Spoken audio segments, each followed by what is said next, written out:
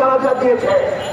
এই তারেক রহমান এই উপমহাদেশে তার বাবার মৃত্যুতে যে জানাজা হয়েছিল, লক্ষ লক্ষ মানুষের কান্না রক্ত হয়েছে তারেক রহমান। এই তারেক রহমান তার মাকে দেখেছে। বাংলাদেশের এমন কোন জায়গা নেই সেখানে নির্বাচনে দাঁড়িয়ে তার মাটি জনগণ প্রত্যাখ্যান করেছে।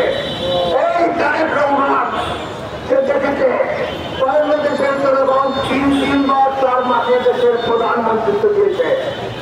আজকে যারা তারেক রহমান সম্পর্কে আপত্তিকর কমেন্ট করেন তার কারণ আমরা জানি।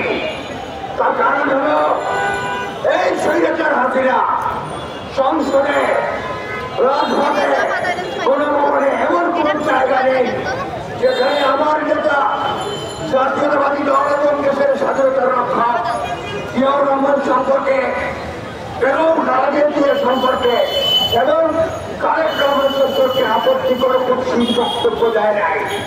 আপনারা যারা এটাকে অনুসরণ করছেন আপনাদেরকে আমরা জানিয়ে দিতে চাই, রাজপথ আমাদের জায়গা ছিল না।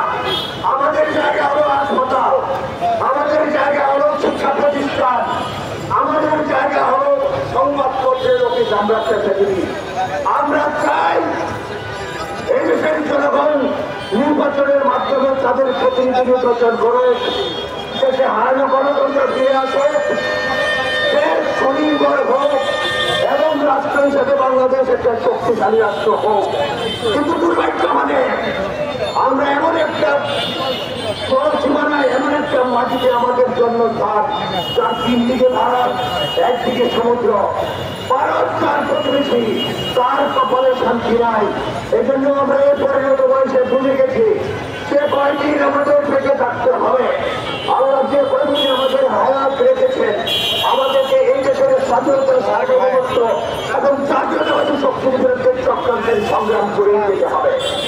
আমি আপনাদেরকে বলতে চাই, চক্রান্ত আপনারা বহু বছর করেছেন, চক্রান্ত এখনো করছেন এবং চক্রান্ত ভবিষ্যতেও আপনারা করবেন। আমরা ছাত্রজনতা, পেশাজীবী এবং রাজনৈতিক কর্মীরা আমরা সজাগ আছি। আমাদের গুণগঞ্জে নাই এর কথা আমরা বলছি না। আমরা আত্মশক্তির মাধ্যমে আমাদের নতুন নেতৃত্বকে, ছাত্রদেরকে, যুবকদেরকে আমরা প্রশিক্ষিত করে গণতন্ত্রের পরিবেশে আগামী বাংলাদেশ কিভাবে আত্মনির্ভরশীল হবে সেই শিক্ষা আমরা দিতে চাই। জনগণকে সাথে নিয়ে আমরা বাংলাদেশ থেকে গড়ে তুলতে চাই।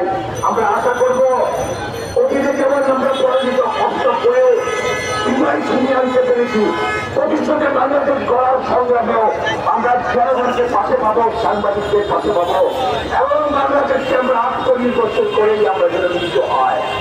সবাইকে ধন্যবাদ।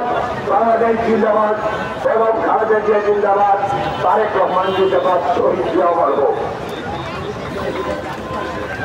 উপস্থিত রয়েছেন অধ্যাপক কামাল উদ্দিন, ডাক্তার মনিরুল ইসলাম, ডাক্তার সারোয়ার।